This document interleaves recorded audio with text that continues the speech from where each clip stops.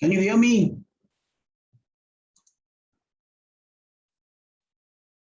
Can you hear me, anyone?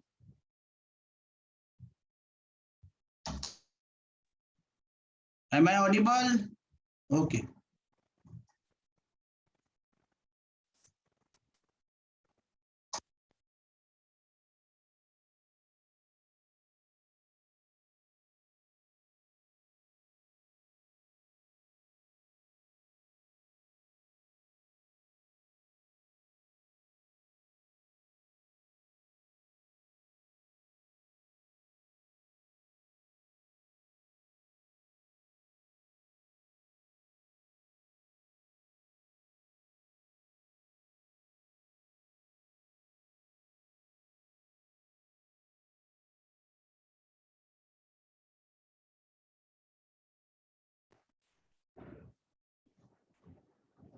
Good afternoon, everyone. Am I audible?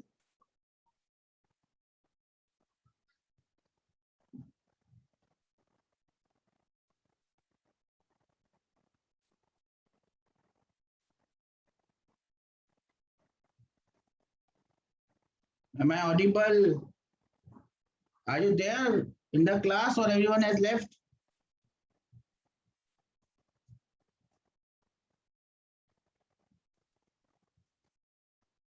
Yeah, okay. Okay. Please respond. If you don't respond back, I will not understand whether you are hearing me or not. So anyways, welcome to today's class. And today's class, again, we'll start the class with the usual setting that you keep your audios off. And if you have to send any message, you can send it on my Ask Tech ID. So I've logged in by 2 IDs. Okay. Raise of hands. You can hear me. I'm not very confident whether you are there in the class or not. Okay. You are there. Okay. I think you had an exam yesterday. I mean, day before yesterday, Sunday. How was the exam? Did all of you appear for the exam or not? How many of you appeared for the exam? Let's lower everyone hand. How many of you appeared for the exam? Okay, Abhiram, how was the exam? Did you enjoy it? Did you like it? Okay, what was your score, Abhiram? How much did you score? 130 out of how much? 130 out of 180 in physics. Okay, that's a good score. That's a good score. Well done. And keep up your hard work. What about you, Niharika? What about you, Tanu? What were your scores? Janvi, did you appear for the exam? Oshant, Munstazim, Srilata?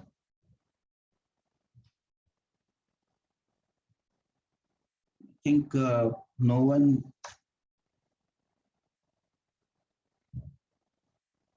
Good afternoon, Tani. How was your exam? Good? Bad? Worse? Good. Okay.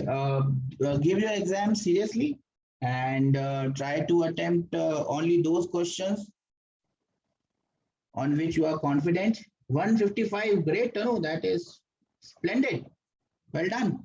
And trust me, the paper that I created was not an easy one. I mean, it's of the same standard as you will get in the main NEET exam. Maybe my question is maybe 1 to 2 or 5% tougher than the paper that you will actually have in the main exam. So if you are getting anywhere above 130, 140, that is a great score. Now, I don't know whether you know it or not, but if you got to get a good college, government college, or any of the top colleges, your score must be minimum 600 plus. You must be scoring somewhere in the range of 600 plus. Do you have any idea about this? How much you must score to get a good college, a government college, a good one, a renowned college in medical? Your score should be somewhere around 600 plus. Now, how do you get to those 600 marks? Anyone had an idea? How do you get these 600 marks? How is this 600 marks? What is the total marks that are possible? What are the total marks? How much is the total paper? What is the total? What is the total? Anyone? Total is 720. Yes, 720. Now, how is this 720 broken up? Now it is broken up into this 180 for P means physics, 180 broken up into chemistry. The next 180 goes to botany B, and the last 180 goes to zoology Z. Okay. Now, we can call this as 360 marks in biology. Now, out of this 360, you must get on an average around 320 plus. You must be aiming somewhere around 320 plus in out of 360. If you want to score, if you want to get a good college, 320 should be easy. An average student, if he does the class, if he just goes through the CBSE textbook, he should be able to score somewhere around 320. And this 320 marks can be scored somewhere around 40 to 45 minutes of your exam paper. So that must be the time frame. Even 45 minutes is on the higher side. It must be around 35 to 40 minutes, somewhere in that range. You must be able to score 320 marks. Now, once you have scored 320, chemistry should, out of 180, an average student must be able to secure somewhere around 140 to 150. 140 to 150. Now, if you take the lower end, 140 plus 320 will get you somewhere around 460. Now, if you can get 140 to 150, and again, I am taking the lower end, all these are lower ends. 140 is on the lower side. 140 is on the lower side here, 140 is on the lower side here, and 320 is on the lower side on this side. If you add these three, you will end up with 600. That must be your penultimate, ultimate aim, to score 600, and that is how you get it. Now, looking at yesterday's paper, as Abhiram said, Abhiram got somewhere around 135. So that's a splendid effort. And I think Tanu got 155. So that is much above than the average that is required. That is the higher side that I said was 150. What about the others? What about Niharika? How much did you score, Niharika? Janvi, Vashant, Mustanzim, Srilata. What were your scores in physics? Anyone would like to tell me?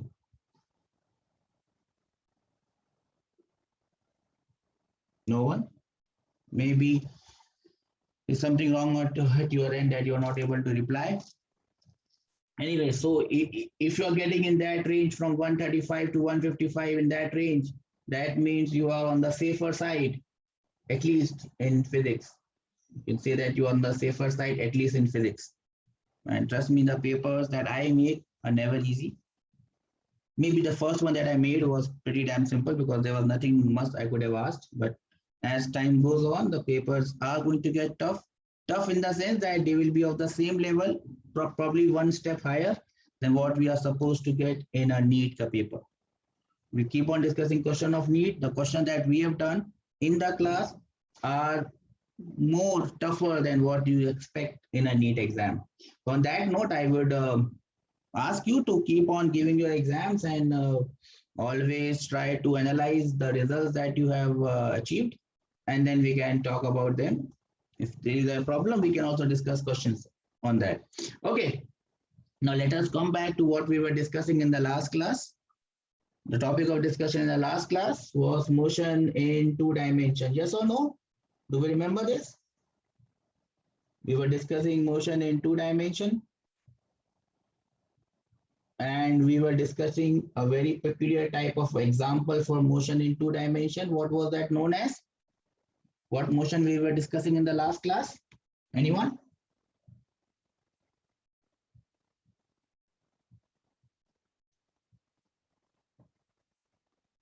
What type of motion were we discussing in the last class for motion in 2 dimensions? No one knows? We were discussing something known as oblique projectile. Do we recollect now?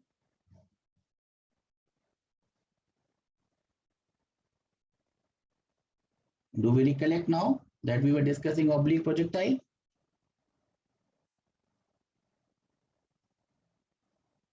Okay, great. This was u, which was known as initial velocity or velocity of projection. This was the angle theta, which was known as the angle of projection. The particle is going to move up and down along y-axis, and it is also going to move along x-axis. So the particle, both, or I should say motion, two coordinates will change. Two coordinates will change. X as well as y. Do we remember this? Do we remember this? X and y both coordinates will change. Can I have some raised hand that we understand this, sir? X and y both coordinates will change. Okay. Now we are also seeing that this motion on x and y, which is x is horizontal, y is vertical, are independent of each other. Do we remember this? Can I have some raised hands that we shall remember this? That both the motion along x and y are independent of each other. Okay. Now we had resolved this initial velocity u along x-axis. We called it ux, and one velocity along y-axis. We called it uy. Yes or no? We remember this ux and uy.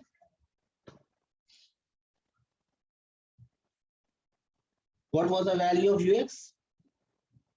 We found out that ux is equal to how much? What was the value of ux? Anyone?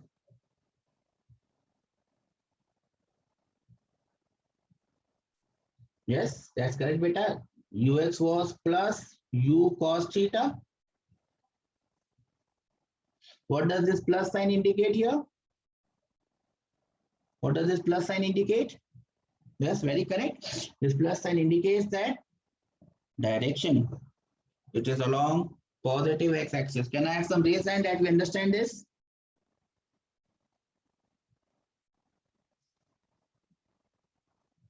Shilata, Muntazim, Vasant, Niharika, Janvi, Nayan.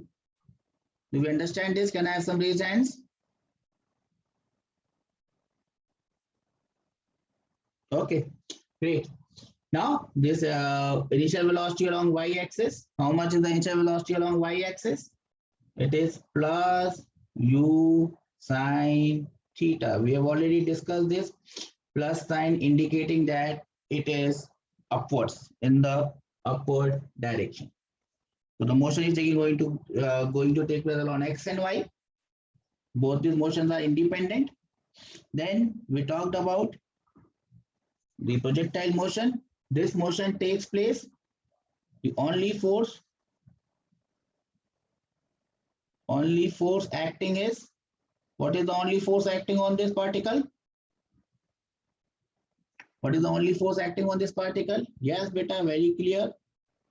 The only force acting on the particle is gravity. And what is the direction of gravity or acceleration due to gravity? It is vertically downwards. Do we remember this? That the only force acting on the particle is the force of gravity of Earth, and there is no other force acting on it. No other force no other force acts.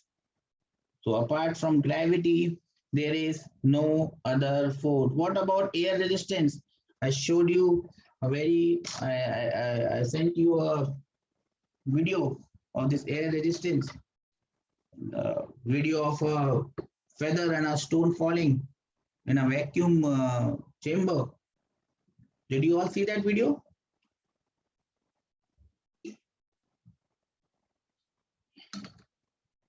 I sent it in your app. I sent it in the group. Okay.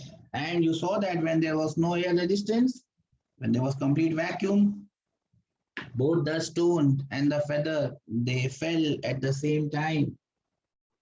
The only force acting was gravity, and the acceleration due to gravity was same for all these. So what about air resistance? Air resistance is neglected. Air resistance is also zero, is taken as zero. Air resistance is also taken as zero. Do we understand all these points? Now, why we are recollecting all these points?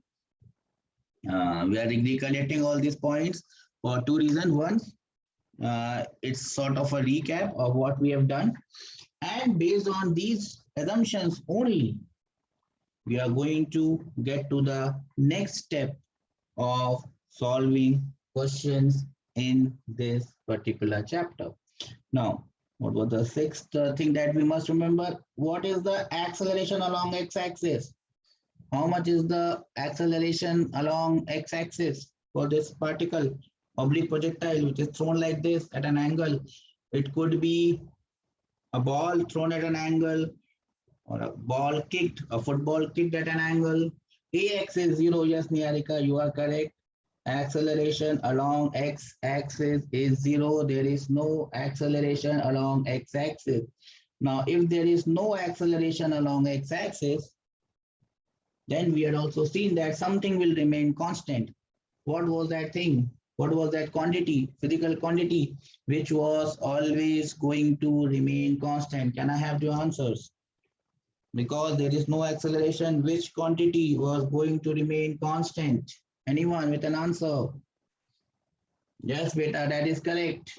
Velocity along x. Yes, Niharika. Velocity along x or horizontal velocity remains constant. Yes, Niharika, remains constant.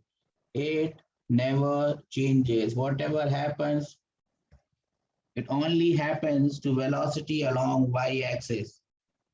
Can I have some raise hand that we understand this, sir? That there is no change in velocity along x-axis because there is no acceleration along x-axis. That means I can write Vx, which is the final velocity along x at any time, anywhere, will always be same as initial velocity along x, which we know is plus u cos theta. What is the significance of this plus sign? Anyone? I keep on asking you this. I keep on repeatedly asking you this plus sign, plus sign. What is the significance of this plus sign? Yes, beta, remember this plus sign indicates direction, Abhiram, Niharika. Yes, it indicates the direction. It is forward in the positive x-axis. We are talking about velocity. It is a vector. Think about directions. Now let us move our focus from x-axis to y-axis, the vertical axis, y-axis. What about the acceleration along y? Do we have any information of acceleration along y-axis? If we have, what is the acceleration? Minus g. Again, why minus? Why I'm so concerned with this minus sign? Why I'm so concerned about this minus sign? Because I must again remember that this minus sign tells me that acceleration due to gravity is vertically downwards. Direction is being indicated. Great. Great going up till now. I hope everyone is awake. Can I have some raise hand? That's why we are awake. We are awake and we are all listening. Let's have a quick check of who all are there in the class. Abhiram is still there. Niharika is there. Vasant is there. Janvi, I seem to lost you. I seem to have lost you. Munstazim, Srilata, Nayan, are we there in the class, beta? Okay, there may be a problem with their network, I guess. They are not able to reply. So acceleration is downward acceleration due to gravity. Now what happens since there is acceleration along y-axis? What is going to happen for velocity along y? Anyone with an answer? Velocity along y will keep on changing. Yes, Niharika. Velocity along y changes. Now how does it change? While it is going up, decreases. While going up, and when it is coming down,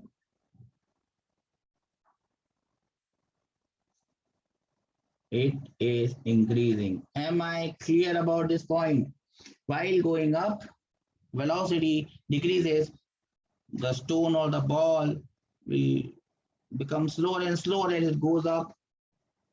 At the highest point, something happens and then it starts to fall down. What happens at the highest point? What happens at the highest point? Anyone? What happens at the highest point? What happens at the highest point? Anyone? What happens at the highest point? Anyone? Yes. Something becomes zero. What becomes zero? At highest point. At highest point. What becomes zero? No, acceleration does not become zero, Viram. Velocity along y-axis becomes zero. Then only it will stop going in the upward direction. If there is any velocity left with it, it will still keep on moving upwards. It will only stop when the velocity along y-axis becomes zero. Am I clear? At highest point, the velocity along y-axis becomes zero. Can I have some raised hand that we understand this, sir? Can I have some raised hand that we understand this, sir? At the highest point, the y component of velocity becomes zero. Okay, now let us draw this point here. Do we all see this point? Do we all see this point? This point, the highest point is now denoted as A. And what happens at this A? What happens at this A point? Velocity along y-axis becomes zero. Velocity along y-axis becomes zero. What about velocity along x-axis? Anyone with that answer? At point A, velocity along y-axis becomes zero. Yes, we understand this, sir. But sir, what about the velocity along x-axis? Is it also zero? No, beta, it never becomes zero. Velocity along x always remains initial velocity along x, and that is plus u cos theta. Am I clear with this concept, with this thought? That please don't say or think that at the highest point velocity becomes zero. Velocity does not become zero at the highest point. It is only what? The y component of velocity. It is only the y component of velocity that becomes zero at the highest point. Can I have some raise hand that we understand this, sir? At the highest point, velocity does not become zero. It is only one component of that velocity that becomes zero. That is the vertical component. Now this height A, whatever height it has achieved, when it has moved from O to A, this is known as H max. H max is the maximum height achieved by the particle. Am I clear with this concept? Maximum height achieved will now be called as H max. Have we heard this term H max before, or is it a new term that has come? Have we heard this term Hmax or it is something new? Tell me this. Have you heard this term Hmax before? Or is it something new that I've created? Yes, Niharika, we have already heard this term Hmax. Remember those questions? Which questions you will say? Which questions, sir? When we were throwing ball in air, was going up, was coming down, and then I asked you a number of questions. What is the maximum height it goes up? And you have found out that maximum height. Yes or no? Yes or no? Can I have some raise hand that we, yes, sir, we have done this. Okay. So we have done this before. Now coming on to more points that we have done before. We have done Hmax. We have done something else as well. T up. Do you remember this T up? What is this T up? What is this T up? This is the time taken to go up. Will be equal to what? Time taken to go up will be equal to time taken to come down. Yes, beta. Time taken to go up will be equal to time taken to come down. If I talk about the total time of flight, the time it remains in air, the time it is flying under the effect of gravity, that time will be equal to time taken to go up plus time taken to come down. Am I clear? Do we understand this? Yes, sir, we understand. Time taken to go up will be same. We have plus time taken to go down. If you add these two times, you will get the total time. What else? Now from these two equations, equation number 1 and equation number 2, I can definitely write what? Time, total time of flight T is equal to 2 times time taken to go up, or it is 2 times time taken to come down. Am I clear? Anyone has any doubts on this? Sir, we don't understand. Please raise your hands. Sir, I don't understand how did I get this? Niharika did not get this. Oh, Niharika got this. So whatever time it takes to go up, the same time it will take to come down. Time taken to go up and time taken to come down would be same. Now is the time that we mark this on this diagram, but as you can see, the diagram has become quite congested. So what I'm going to do is I'm going to draw a diagram here and we will mark it again. So I will draw a diagram here. This is my x-axis. This is my y-axis. I had a particle thrown up and it goes like this. The initial velocity, I'm not marking initial velocity right now. This point is O, this point is A, and this point is B. Okay. I've also marked this height.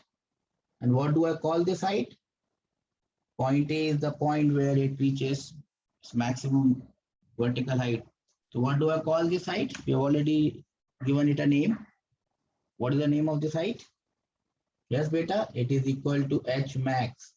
This is the maximum height attained by the body.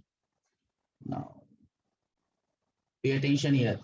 As I told you that if you can't make notes while in the class, you can always make your notes after the class.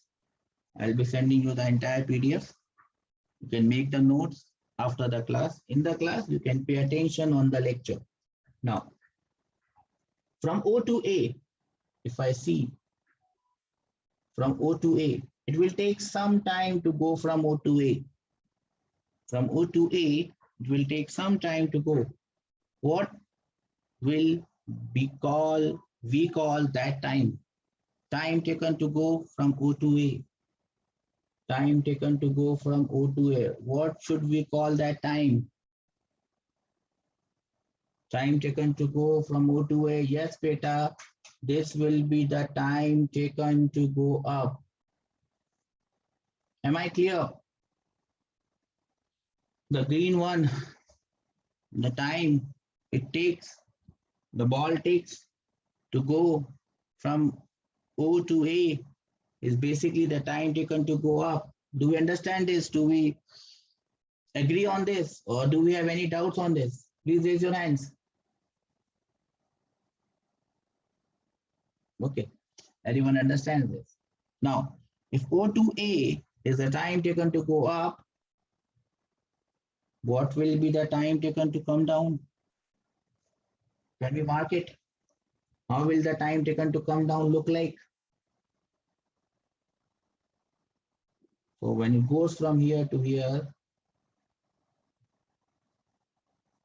time taken from A to B will be the time taken to come down. Do we understand this? Time taken to go from A to B will be the time taken to come down. Yes or no? Do we understand this? Can I have some raised hands that we understand this? Whatever time it takes to go from O to A will be known as time taken to go up. Whatever time it takes to go from A to B will be the time taken to come down. And we know now that time taken to go from O to A will be equal to time taken to go up, will be equal to time taken to go from A to B, will be equal to time taken to come down. How many of you don't agree with this? Please raise your hands. Abhiram does not agree with this, then no, Abhiram agrees with this. So this is what we have understood. Now, can you mark what is the total time? What is the total time? What is the total time? So it goes from O to A, then it comes from A to B. This total time is known as time of flight. Am I clear? This total time is known as time of flight. Am I clear? This total time is known as time of flight, capital T. Do we agree on this? From O to A and from A to B, if you add this entire time, that will be your total time of flight, which is capital T. Okay, do we understand this? Do we understand this? Anyone wants any more explanation? Or shall I move forward from here? Time taken to go up is time taken to go from O to A. Time taken to come down is time taken to go from A to B. Both are same. This total time of flight, is this a new concept? Or we have read this concept before? Is this a new concept? Total time of flight. Time taken to go up is same as time taken to come down. No, yes, beta, that is correct. We have already read this in the previous chapter. Whatever time it takes to go up, the same time it will take to come down. And that will be same. Now, what has changed? Hmax, we have already done in the last class. Time taken to go up, time taken to come down, we have already done in the last class. What has changed? In the last chapter, the particle was just going up and coming down, going up, coming down. Here, it is going up and coming down, yes, but it is also moving in the x direction. It is also moving in the x direction. So, it has something which we call as distance traveled or displacement along x-axis. Distance traveled or displacement along x-axis, and that distance traveled or displacement along x-axis is known as range. That distance traveled or displacement along x-axis is known as range. Now, just last day, I was watching this discus throw final. Kamalpreet Kaur, she swung herself and threw this discus. In the final, she got somewhere around 63.12 meters. That 63.12 meters, which she threw, what would you call that? 63.1, they were measuring it with a measuring tape. All the judges, all the umpires, referees, they had a measuring tape and they were measuring how far that discus has moved on ground in the horizontal direction. What was that 63 meters actually in our scenario? What we should call it? That 63 meters that she threw away. She could not win a medal, of course, yes. But yeah, the attempt is more important than the result. That's what I'll always tell you. You may not always you may not always get the desired result, but the attempt that you make makes the difference. So what was that 63 meters or 64 meters that she threw in the qualifiers that made her qualify for the finals? What was that 64-meter actually? Anyone? What was that 64-meter? What would you call that 64-meter in terms of a projectile? The discus she threw can be treated as a projectile if there is no vacuum, if there is no air. What do we call that 64-meter? Yes, beta, we will call it the range. That's 64-meter, Niharika, is the distance that the discus moved along the horizontal. It is not the total distance traveled by it. Total distance is the length of the path. It followed a path like this. The total distance is something different. But what these people were measuring were not the total distance traveled by the discus. They were measuring how much it has moved along the horizontal. That is known as the range of the projectile. Am I clear with this concept of the range? Am I clear with this concept of the range? Can I have some reason that we understand this, sir?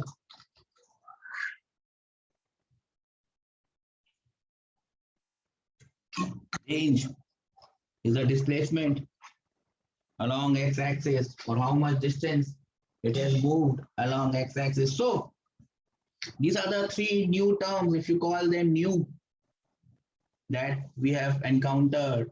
Number one is Hmax. Number two is time of flight. Number three is the horizontal, sometimes I call it horizontal range or range along horizontal. So these are the three new terms that have appeared now. But if you look very closely, out of these three, two we have already dealt with, Hmax and G.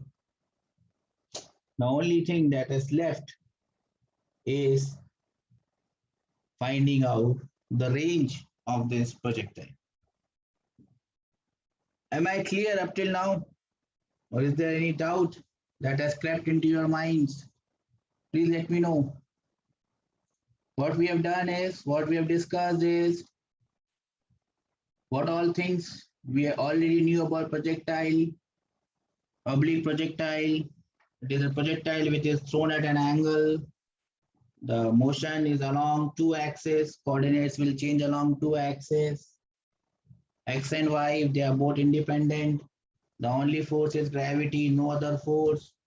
There is no acceleration along x-axis. So velocity along x always remains constant, but velocity along y keeps on changing. While it is going up, it decreases. While it is coming down, it increases.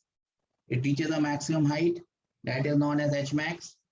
Time taken to go up and time taken to come down, they both are same, which is total time divided by 2. It also moves along the horizontal or along the ground. That is known as horizontal range or simply range. Anyone has any doubts on this, please come up. Else I will move on Else I will move on to the other aspect of this. Now, I'll give you a minute to go through the entire thing, what we have discussed. I'll give you a minute. If there's any doubt, you please tell me, else I will move ahead in time. Anyone has any doubts, please raise it now.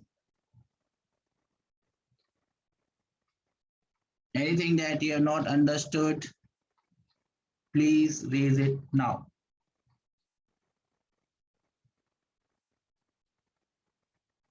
Okay, since I am not getting any doubts, that means that everything is pretty damn clear. That's a very good sign.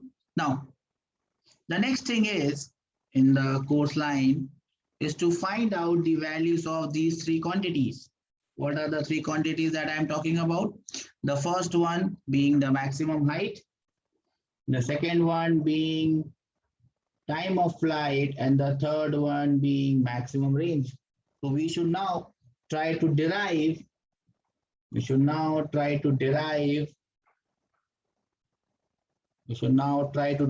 these three quantities, that is time of flight T, H max, and range R. Now, what I'm going to do is I'm going to skip this part of derivation for you, because for NEET or medical, this derivation is not required at all.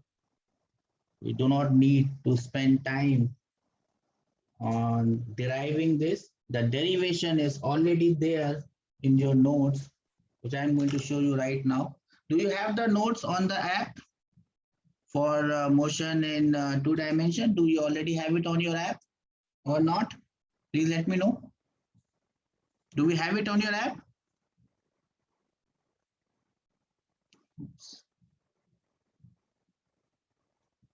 Do we have the notes on your app?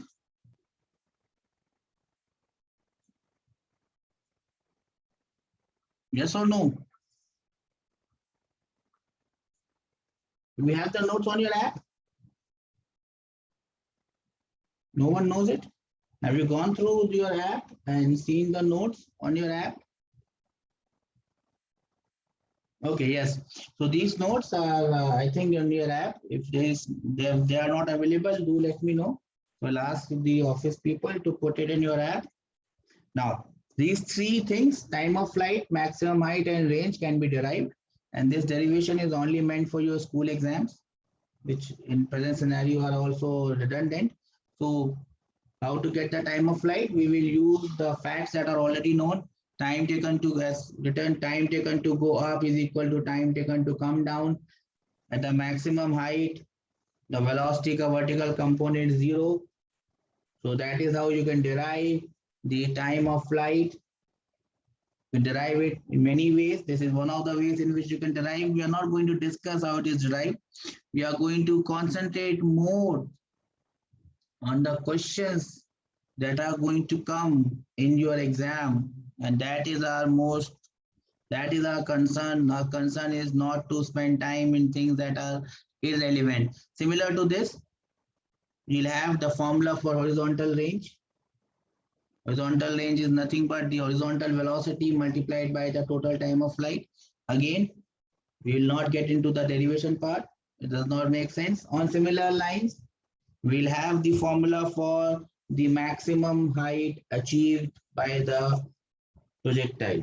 Now, instead of spending our time on to doing things that are irrelevant, we will probably spend our time wisely, and we will try to remember the formula that we will get finally and work our way out from there. So are we ready to look at the formulas that we will achieve through derivation? We are not going to get into the derivation part because that is not relevant at this point in time. 3 formulas, and then we will try to remember them in different ways. Trying to remember them or remembering them in different ways are going to help you a lot, because the questions that you will get in NEET will be straightforward. Straightforward means simply based on the simple formula, so there is no point of deriving the formula. Now, what is the formula number 1? The formula number 1 is for time of flight. What is the formula for time of flight? Does anyone know you? Has anyone read this note? Can anyone tell me what is the formula for the time of flight? Does anyone know the formula for time of flight? The formula for time of flight is 2u sine theta divided by g. This is the formula for time of flight. And you will have to remember it. There is no point of deriving it. You will have to remember it. Now, this formula can be remembered in an easy way. There are different ways in which I can write this formula, and that is what we need to spend more time on. It can be written as 2 times uy by g. What do you mean by uy? What do you mean by uy here? Tell me, fatafat, what do you mean by uy? Basically, uy is your initial velocity along y-axis, which is nothing but u sine theta. Do we understand the relevance and the relation between the two? Do we understand the relevance and the relation between the two? U sine theta, look at u sine theta. This is what we must spend more time on. Look at u sine theta. Look at u sine theta. U sine theta is the initial y component of velocity. Everyone getting this? Everyone understands this? Can I have some raised hands? Let's sir, we understand this. U sine theta is nothing but equal to uy.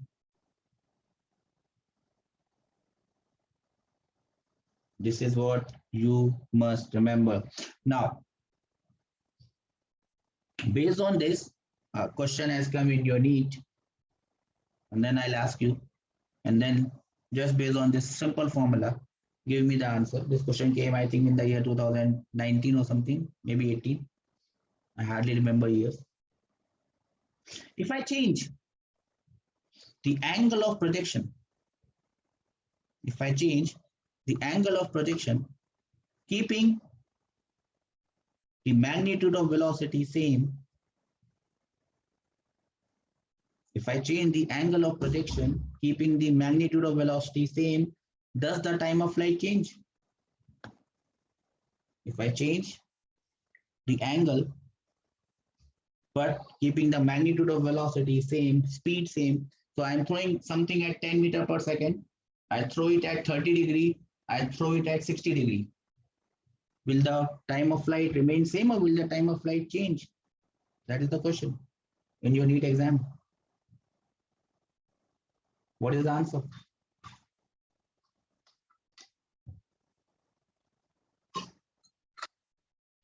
Ten meters per second, I throw it at 30 degree. 10 meters per second, I throw it at 60 degrees. Will the time of flight change or will it remain same? What is the answer?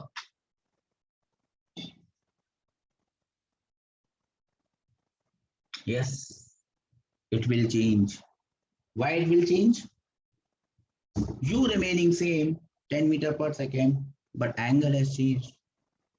In first case, the angle was 30 degrees. In my example, in second case, the angle became 60 degree in my example. So the angle has changed. Since angle has changed, theta has changed. Since theta has changed, sine theta has changed, and hence time of flight changes. Am I clear? Do we understand this? Can I have some raised hands? Have you understand this? I'm changing the angle. That will definitely change the time of flight. Now, one more question on this, again from your NEET paper. Simple thing there, 2014-15. 30 degree, 60 degree. I throw it at two angles, same speed, 30 degree, 60 degree. In which case, time of flight is more? 30 degree angle pe or 60 degree angle pe? In which case, the time of flight is more? When I throw it at 30 degree, will it be more? Or if I throw it at 60 degree, will it be more? What is the answer? Answer for this simple question. I throw the ball, same speed, different angles, times are different. One is at 30 degree, other is at 60 degree, in which case the time is more. In which case the time is more. Answer me. Answer me. 60 degree, the time will be more. Why will be the time more for 60 degree? Because if you look closely here, time is directly proportional to number one, u. So if I throw it with more speed, more is the time. Time is proportional to sine theta, theta being the angle of projection. And time is inverse, time of flight is inversely proportional to the value of g.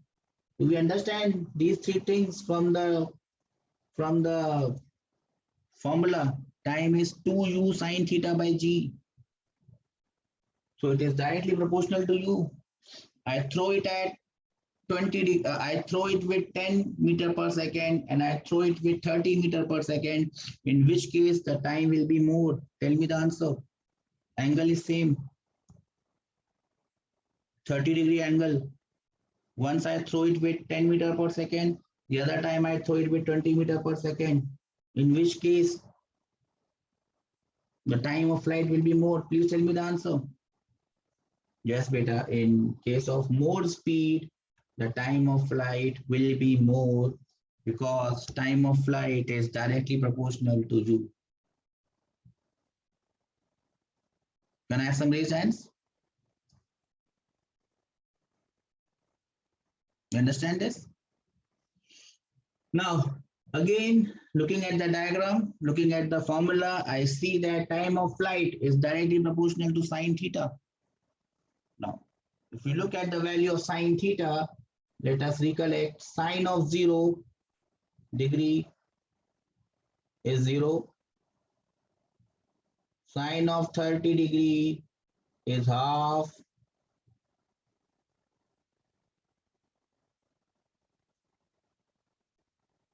Sine of 45 degrees is 1 by root 2.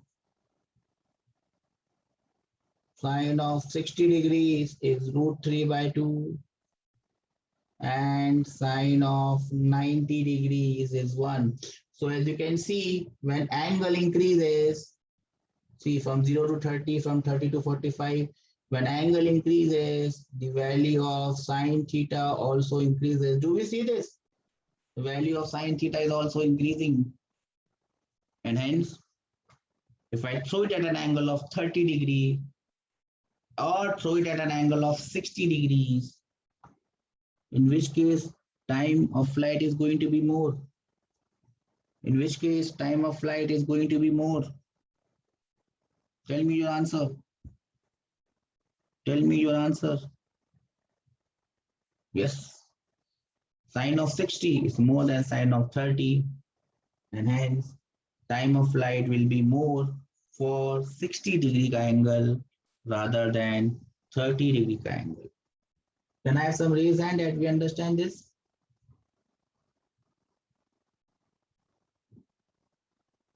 Time of flight depends on the angle of projection. If you increase the angle, time of flight will keep on increasing. Can I have some raised hands? If you increase the angle, time of flight will increase. Vashant, Tarun, Niharika, Abhiram, Nayan, do we understand this? Can I have some raised hand that we understand this? Okay. Now, the third factor is, and sometimes we neglect this, it is inversely proportional to G. Inversely proportional to G means if the value of G increases, time of flight will decrease. If the value of G increases, the time of flight will decrease.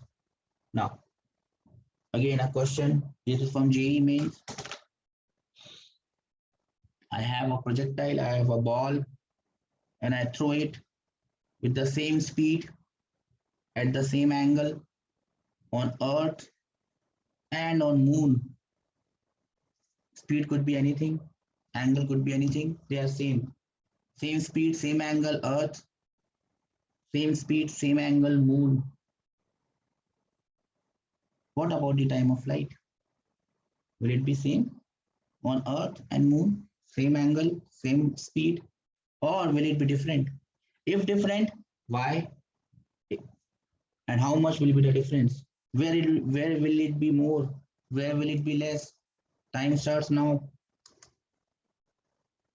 Where will it be more? Where will it be less? Yes, it will be more on Moon compared to Earth. Why it will be more on Moon? Because acceleration due to gravity is less on Moon, is 1/6. So, since acceleration due to gravity is less, time period, time of flight will be more. So if you throw something on Moon, it will remain in flight more. In fact, 6 times more. So if I throw a stone at some angle with some speed and it remains in air for 5 seconds, 5 seconds it remains in air. 5 seconds is the time of flight in air on Earth. What will be the time of flight? What will be the time of flight on Moon? 5 seconds, time of flight on Earth. What will be the time of flight on Moon? Anyone can give me an answer for this one. 5 seconds is the time of flight on Earth. What will be the time of flight on Moon?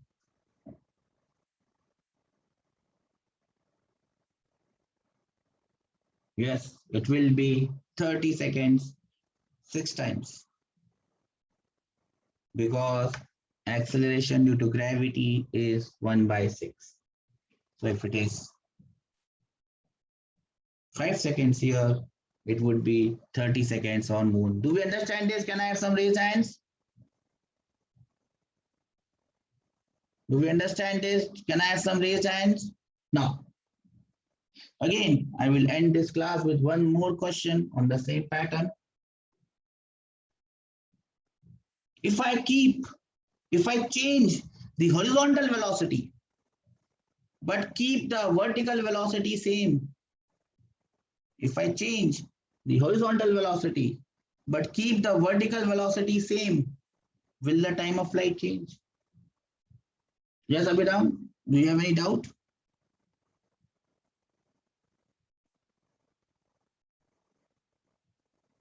Abhiram, unmute yourself. Do you have a doubt, beta?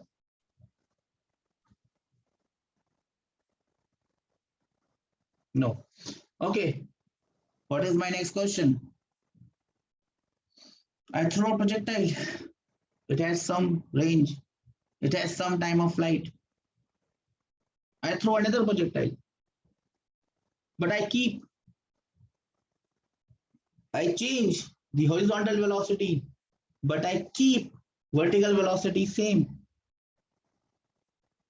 Will the time period change? What is the answer? You can write it as important note. If uy, which is the vertical component of velocity, if uy, which is the vertical velocity, remains same, time of flight will also remain same. Am I clear? If the vertical component of velocity remains same, time of flight will also remain same. Time of flight only depends on vertical velocity. It does not depend on horizontal velocity. Time of flight depends on the initial speed, angle of projection, and the value of g. If you increase the initial velocity, time of flight will increase. If you increase the angle, time of flight will increase. If you decrease the value of g, time of flight will increase. If you change the vertical velocity, time of flight will change, else time of flight will always remain constant. Am I clear with this today's class? Anyone has any doubts? Please come up. In today's class, we have discussed the various aspects of oblique projectile. We have seen that in case of an oblique projectile, there is no acceleration along x-axis. So initial velocity along x and final velocity along x always remains same. Acceleration is only along negative y-axis, which is g. Velocity along y-axis only changes. At the highest point, it becomes 0.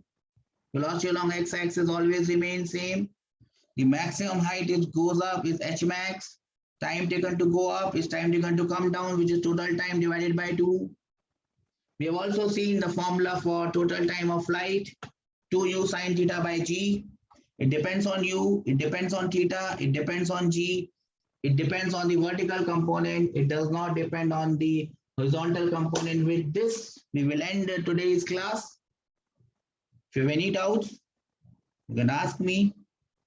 I will be sending you this PDF. You can make your notes on this PDF. You can see the lecture once again. Any doubt, put it on your group. I'll be there to help you out. From my side, this is bye-bye. Take care.